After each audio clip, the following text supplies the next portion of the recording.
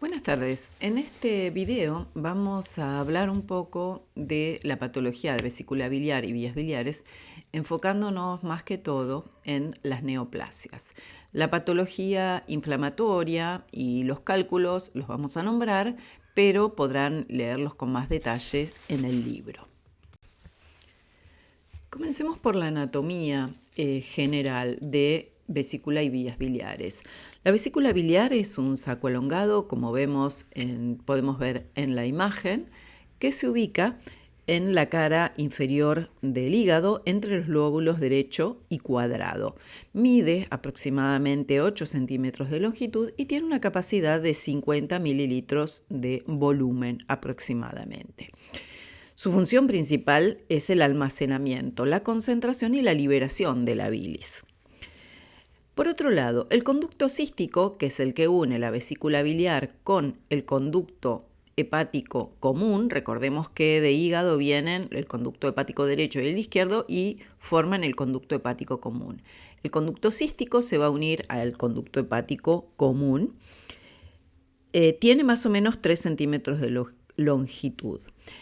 Este conduce la bilis diluida desde el hígado hacia la vesícula, allí se concentra y luego se descarga hacia el conducto biliar común, que es el colédoco. Por otro lado, podemos observar en la histología que la pared de la vesícula biliar está revestida por un epitelio, como observan ahí, de tipo columnar que muestra pliegues, y a veces esos pliegues son excesivamente profundos, generando quistes que están incluidos dentro de la pared, a los cuales le llamamos senos de Rokitansky-Achov. Esa mucosa está acompañada de un corion, por debajo una capa muscular y luego la adventicia. Recordemos que hay revestimiento de peritoneo solamente en una de las caras porque la otra apoya directamente sobre el hígado. La patología de las vías biliares, especialmente de la vesícula, más frecuente, se halla constituida por enfermedades que son de tipo inflamatorio, las colecistitis, netamente asociadas a los cálculos o colelitiasis, y las neoplasias. Vamos a ver con más detalle lo que son las neoplasias y vamos a hacer un repaso de algunos conceptos de las colecistitis y las colelitiasis.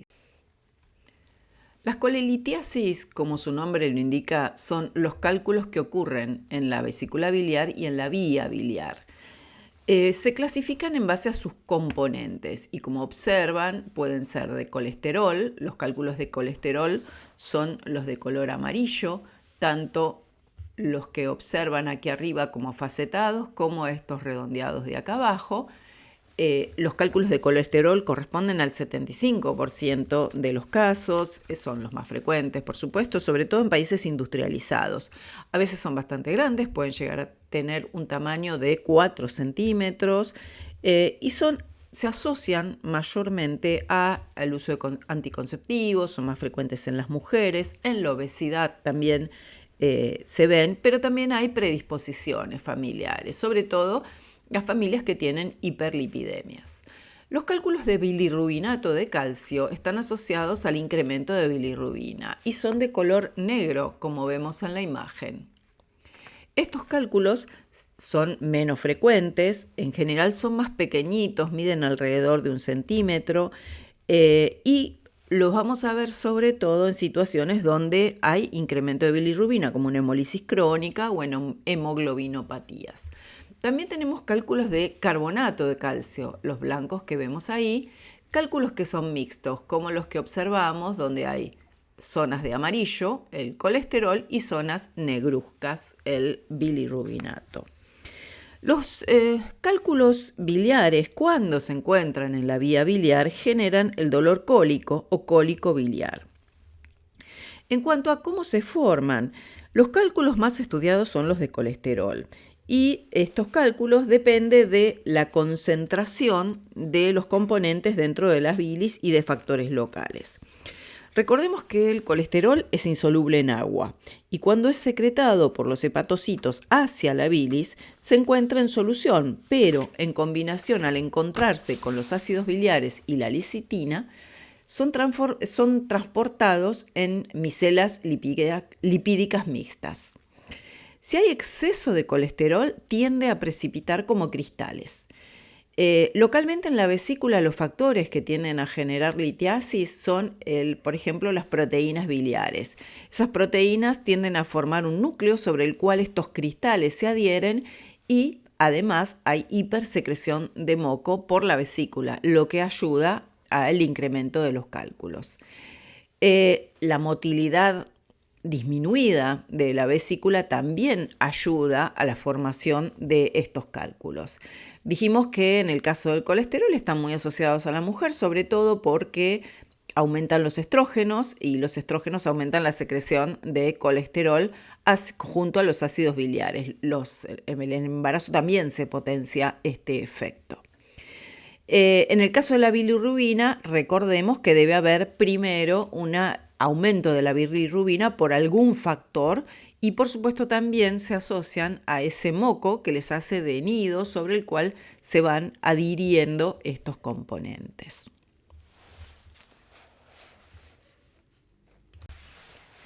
En cuanto a los procesos inflamatorios de la vesícula biliar, los vamos a llamar colecistitis. Si el proceso inflamatorio está en las vías biliares, les vamos a llamar colangitis. Las colecistitis son frecuentes y pueden dividirse según su clínica y su infiltrado en agudas y crónicas, como veníamos viendo cuando vimos el práctico de inflamación. Cuando hablamos de la colecistitis aguda, la mayor parte de los casos, el 90%, está asociada a litiasis, a cálculos. Hay un porcentaje, un 10%, en los cuales no encontramos cálculos asociados, entonces las vamos a llamar alitiásica. En esos casos, probablemente las causas sean o de tipo isquémica, en situaciones de shock, politraumatizado, situaciones de sepsis o en las infecciones por salmonela.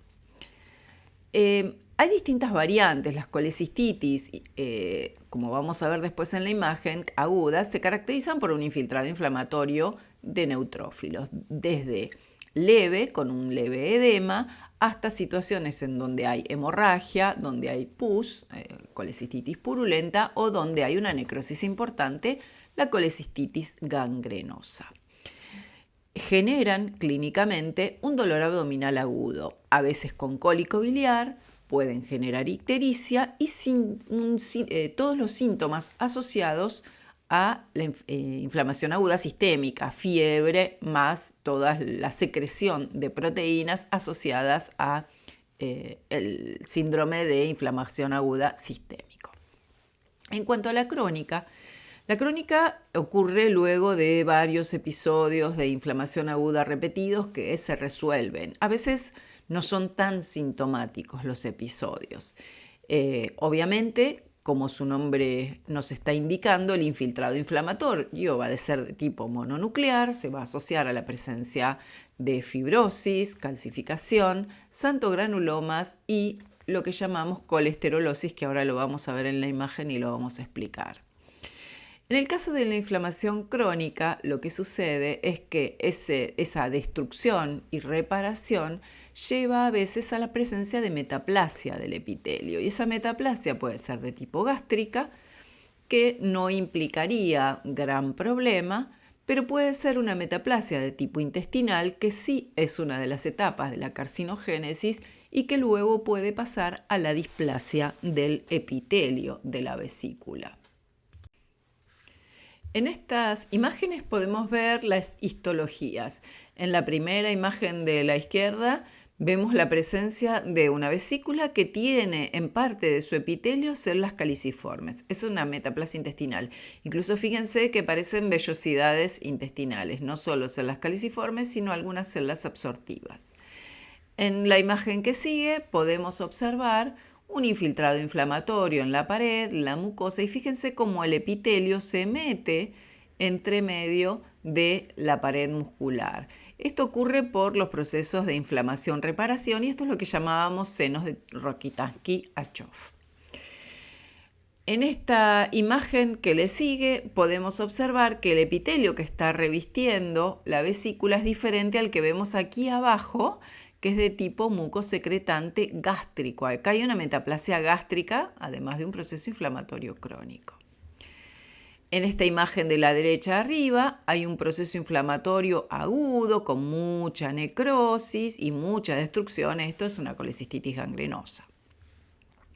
Y en esta imagen, aquí abajo a la derecha, fíjense que por debajo del epitelio hay unas células muy claras, son macrófagos cargados de lípidos. Esto es la colesterolosis. Bien, pasemos a las neoplasias. Las neoplasias de la vesícula biliar y vías biliares tienen algunas similitudes y algunas diferencias. Fíjense en la imagen, las vamos a clasificar en benignas y en malignas. Cuando hablamos de benignas son en general papilomas derivados del epitelio.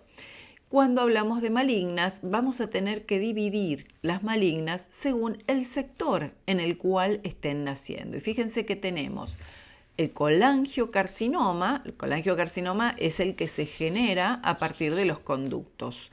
El colangiocarcinoma intrahepático se va a formar, como observamos en la imagen, a partir de los conductos hepáticos, en los distintos sectores. Luego tenemos el colangiocarcinoma extrahepático en los conductos externos, que puede ser perihiliar o distal más cercano a la vesícula, sobre todo en el colédoco, a ese sector. Y luego tenemos el carcinoma de la vesícula biliar. De todos ellos, el tumor más frecuente es el que ocurre en la vesícula biliar. Los tumores de las vías biliares son sumamente raros. Bien, el carcinoma de vesícula biliar o el adenocarcinoma, que esa es la forma histológica de vesícula biliar, es el más frecuente, como dijimos, dentro de lo que es la vía biliar. Pero si consideramos los tumores que ocurren en el tracto digestivo, es el quinto en frecuencia.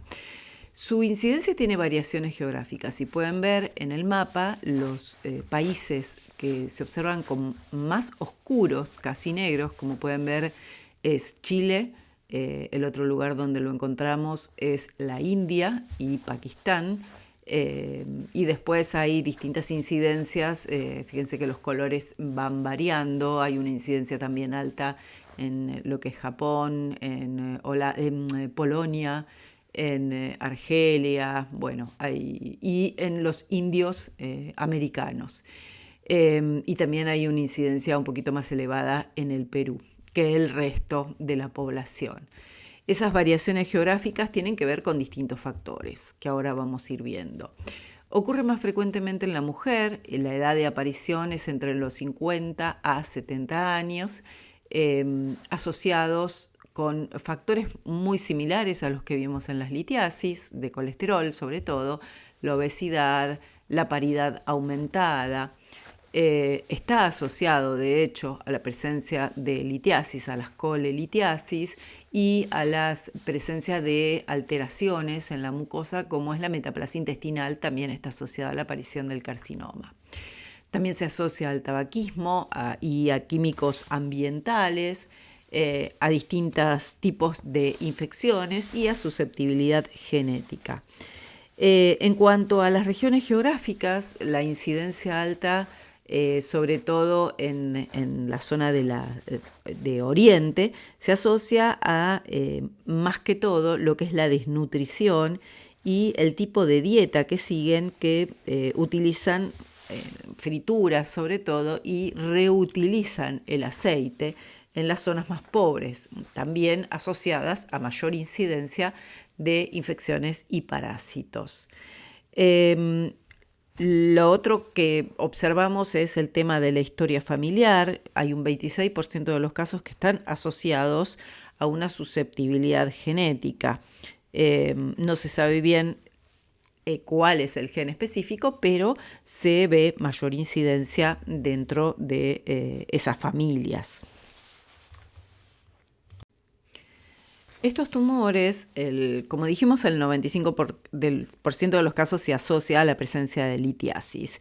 En las zonas de Asia se asocia a la presencia de infecciones bacterianas o parásitos, y uno de los elementos que podemos observar a nivel genético son alteraciones en algunos genes, como uno de los que ya conocemos, como es el ER2 o el receptor del factor de crecimiento epidérmico, que lo vamos a ver en varios tumores, su asociación, y también el KRAS, además de la pérdida de función del TP53.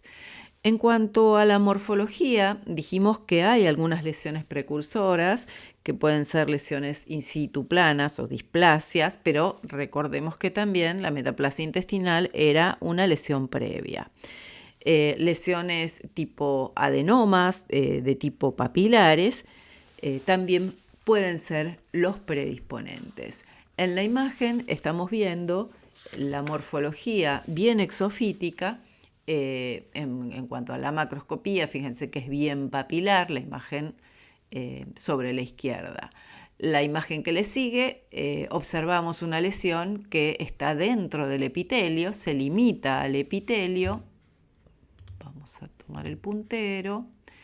Es una lesión entonces que se limita a una lesión epitelial, esto es una intraepitelial o una displasia.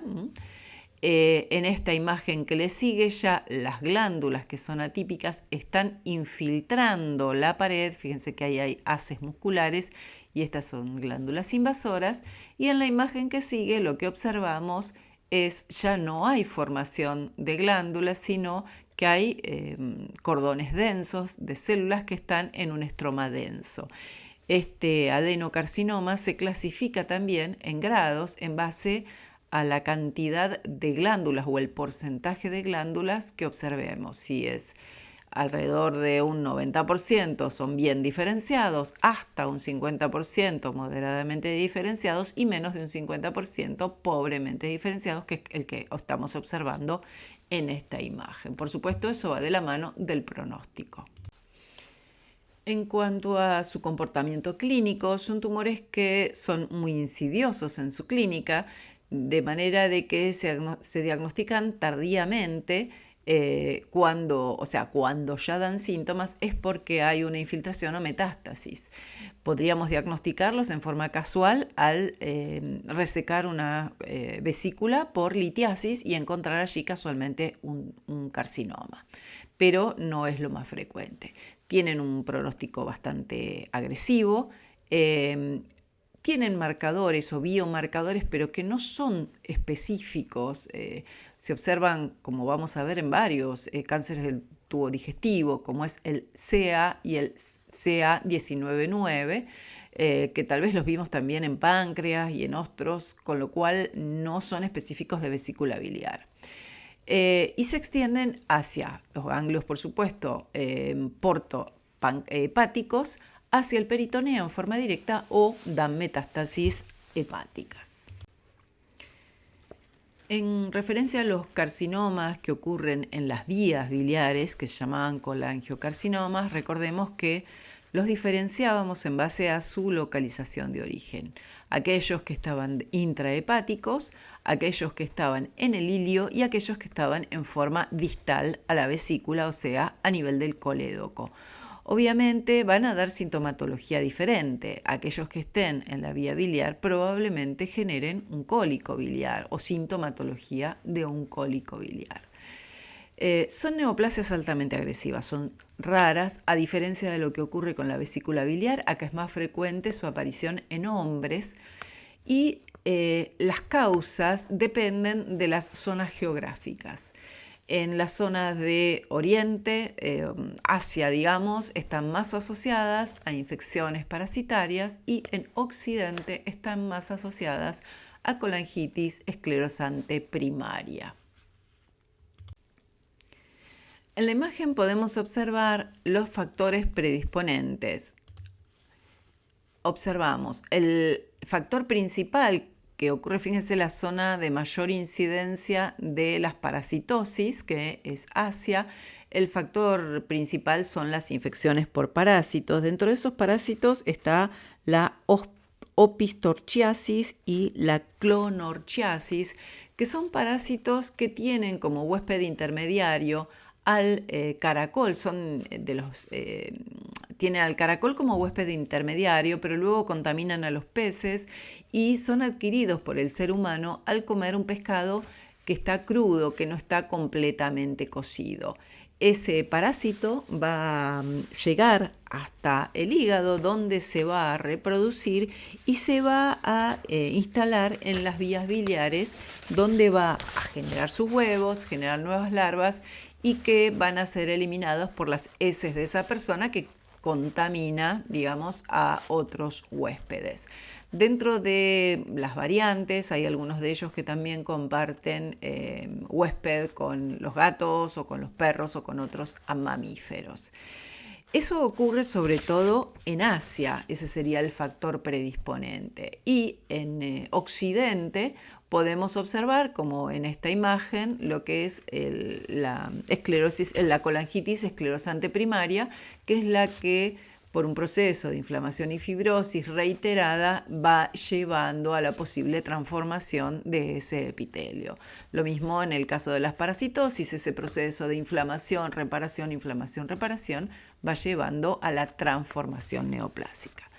Cuando la transformación ocurre, el colangiocarcinoma se caracteriza por formar, como vemos en la imagen de la derecha, dúctulos de distinto tamaño, bordeados o entremezclados con un estroma muy denso de tejido fibroso. Recordemos que pueden dar algunos síntomas similares a las colelitiasis, pero que muchas veces no dan una sintomatología muy clara y son altamente agresivos.